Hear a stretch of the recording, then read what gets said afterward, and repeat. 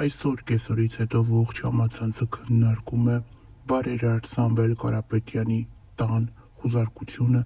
Ազգային անվտանգության ծառայության աշխատակիցների կողմից։ Բարերարի դուստրն իր ինստագրամյան էջում հրապարակել է հայրիկի լուսանկարն ու կիսվել նրա արտահայտած մտքերով։ Հայ ժողովրդի սրբությունների համար պայքարելու եմ իմ ողջ ուժով, ուր էլ լինեմ, ինչ էլ որ լինի, թույլ չեմ տալու, որ որևէ մեկը իր որևէ նպատակ հետապնդելով հոշոտի մեր սրբությունները։ Այս հայտարարությամբ ավելի վաղ հանդես էր եկել բարերար Սամվել Կարապետյանը։ Շապետ Փաշինյանի գրառումից 3.5 ժամ անց Ազգային անվտանգության ծառայության դիմակավորված ջոկատները շրջապատեցին Ռուսաստանաբնակ գործարար Սամվել Կարապետյանի առանձնատունը։ Աղածականները շարունակում են խուզարկել գործարարի մոնումենտի առանձնատունը։ Իրավապահների այցից 1 ժամ առաջ Տաշիր գրուպի սեփականատերը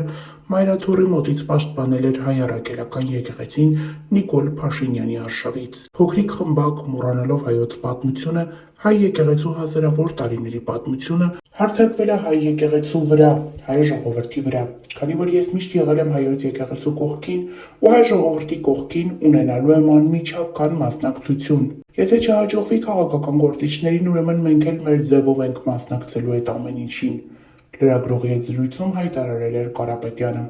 Սամվել Կարապետյանի հայտարարությանը Նիկոլ Փաշինյանը նախ հարցերը կնքեց Facebook-յան էջով։ Առանց անունը նշելու սպառնաց պասիվացնել ակտիվացված գործարարներին, բոռնկաբարու հոգևորականներն ու նրանց բոռնկաբարու բարեգործներն ինչու են ակտիվացել։ Ոչինչ, նորից կպասիվացնենք, ընդ որում ընդմիշտ։ Սամվել Կարապետյանի ձերբակալության մասին իրավապահները դեռ ոչինչ չեն հայտնում, բայց լրատվամիջոցները գրում են։ Ոստիկանությունից ազատությանը փոխանցեցին, թե մի խումբ անձանց բերման են ենթարկել, բայց կոնկրետ գործարարի մասին հստակ չասացին։ Իրավապահների գործողություններին զուգահեռ Հայաստանի ղեկավարը նորից գրեց. «Սա ձեզ համար Կալուգայի Նիժնի Տապրի գեղը չի, սա Հայաստանի Հանրապետությունն է։ Հույս ունեմ պետության համը բերաններդ կմնա»։ Իշխող քաղաքացիական պայմանագիր խմբակցության քարտուղարն էլ ազգային ժողովում սպառնաց գործարար Կարապետյանին, թե զբաղվելու ենք քո հարցերով։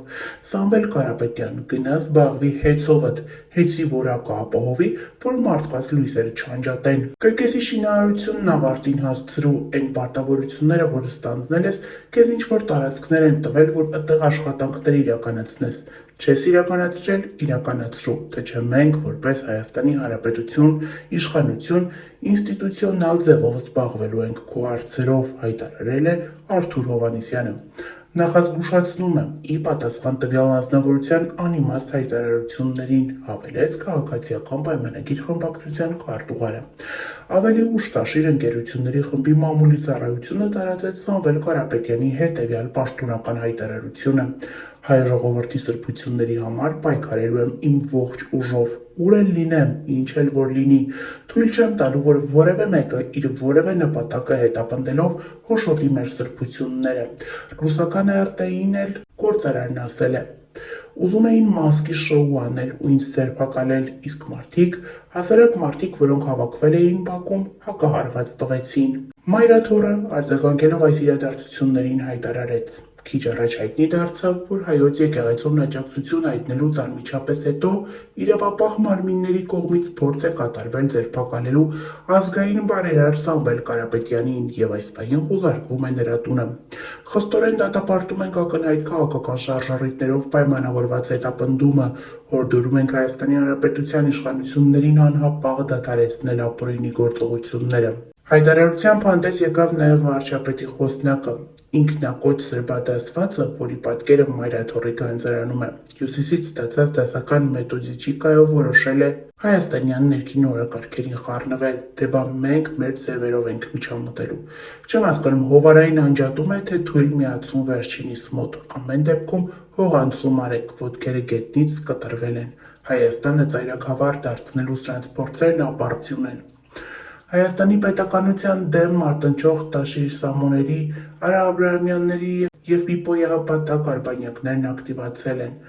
Ինքնալյուստրացիա մինչև վերջ, խայտառակվեք, կանգ մի առեք, գրել էր Նազելի Բաղդասարյանը։ Քիչ անց էլ վարչապետը գրեց, ասում է՝ մենք մեր ձևով ենք միջամտելու։ Հիմա ես քեզ իմ ձևով կմիջամտեմ, ստահակ, ավելի ճիշտ՝ ձեզ։ Ավելի ուշ Փաշինյանը մեկ այլ գրառում էլ արեց Facebook-ում. Պամիչամտի արա, ինչ ես չուլանում պաղկվել։ Նիկոլ Փաշինյանի թիրախում նաև Մայրաթորի դիվանապետն է։ Հոգևորականների կուսակրոնության հարցը երկրի թիվ 1 օրակարգ դարձրած Փաշինյանը պահանջում է կարգալույծ անել Արշակ Սրբազանին։ Արքեպիսկոպոսը երեկ քննադատել էր վարչապետին, հեգնել, թե տպավորություն է Արցախը հանձնելն ու տարածքներ զիջելն էլ կուսակրոնության ուխտը խախտելու պատճառով է եղել։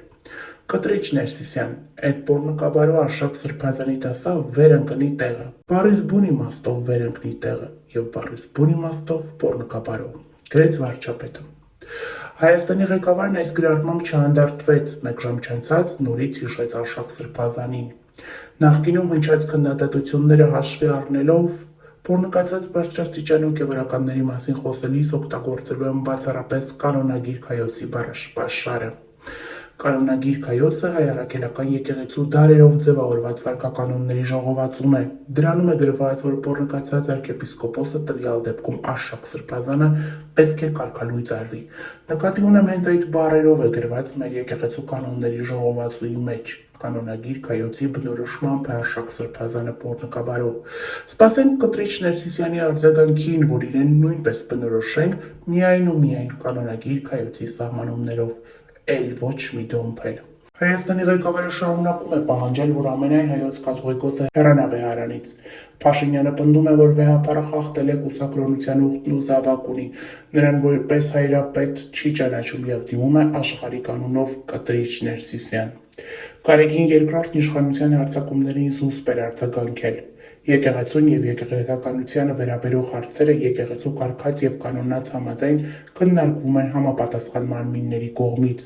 Ավելին ասելիք չունեմ։ Վարչապետին անգամ չի կանգնեցնում այլ օրենքը, որտեղ ամրագրված է եկեղեցին անջատ է պետությունից, մեկ այլ օրենքով էլ հաստատված է եկեղեցու ինքնիշխանությունը, բայց Փաշինյանը քայլեր է սկսել, որ գահընկեց անի կաթողիկոսին, օրինական ճանապարհով դա հնարավոր չէ։ Հայոց հայրապետն ընտրվում է ցմահ ու կառավարության ղեկավարը զարտուղի ճանապարհներ է որոնում նոր կաթողիկոս ընտրելու համար։ Հայաստանի իշխանության այս գործելավոճը դատապարտել է Մեծի տան Կիլիկիո կաթողիկոսությունը։